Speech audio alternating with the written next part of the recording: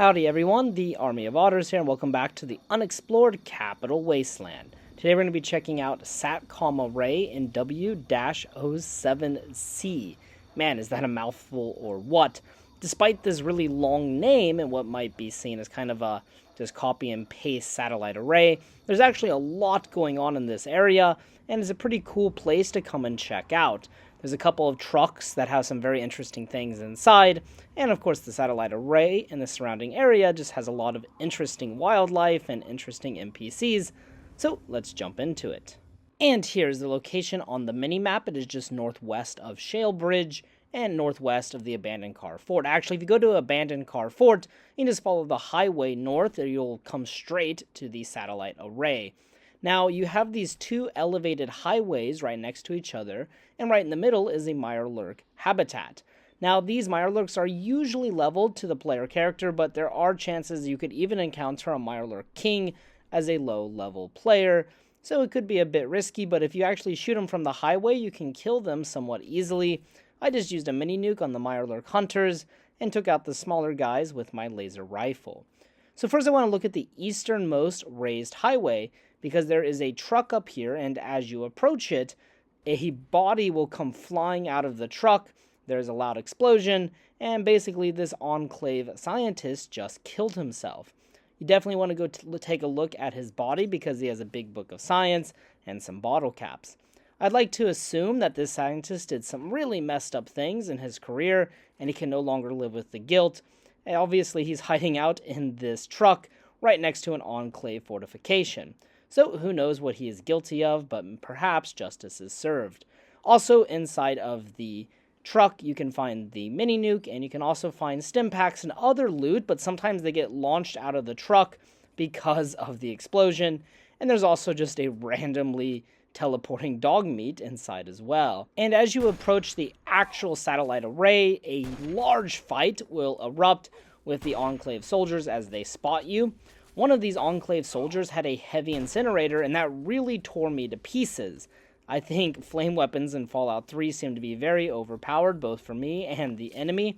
I decided to go all the way around, which actually turned out to be a very good idea, because then the Enclave soldiers got attacked by these Mirelurk Hunters, and by the time I came back, everyone was just very low health, making it all a very easy kill, and then I could just loot them easily.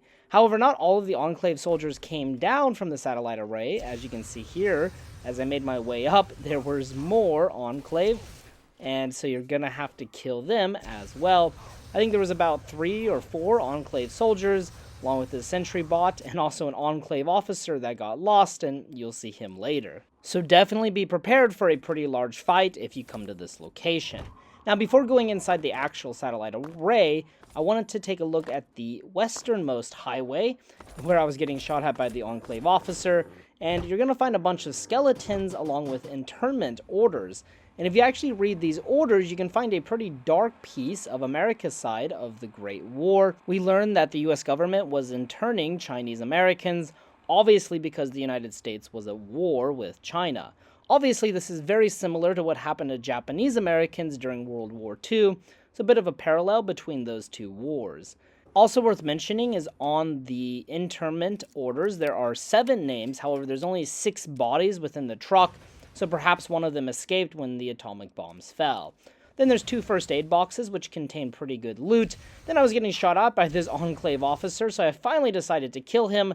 And it's also worth noting that there's a copy of Pugilism Illustrated inside of this truck. And then, as I was making my way up back towards the satellite array, there was a Yao Guai that started to run at me, but then he started running away. There was a huge explosion from the truck that the Enclave officer shot earlier.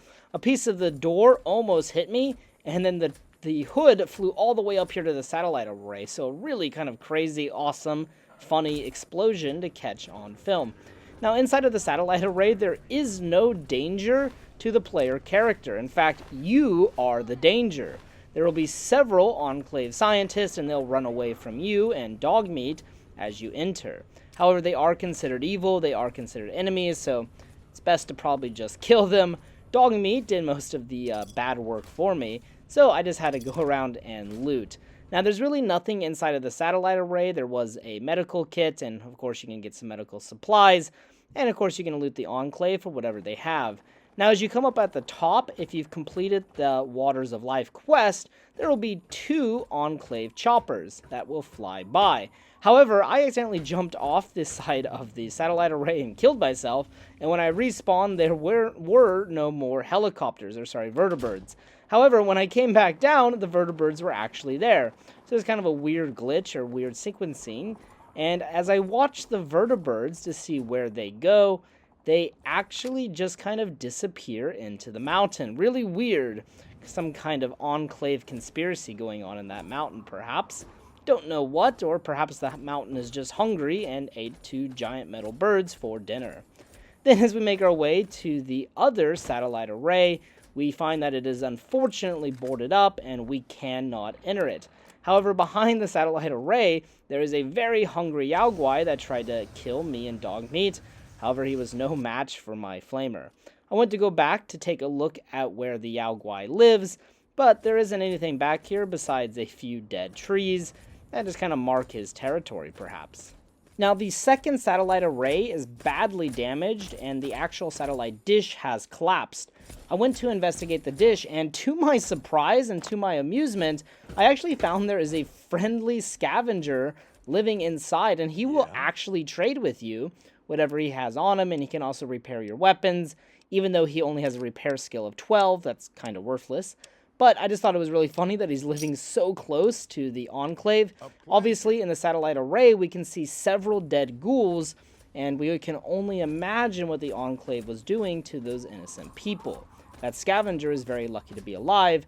However, sometimes that scavenger actually might be killed by the Enclave, depending on pathing and luck and RNG. Now, beneath the highway, there are these riverbeds. If you follow the riverbeds up, you will find these crashed cars. This is to the northeast of the satellite array, and obviously you can see the fast forward, and you can also find a copy of Duck and Cover next to the skeleton. There's also 2 locked grenade boxes that contain frag grenades, and an ammunition crate that contained shotgun shells for me. And there you have it, SatCom Array NW-07c.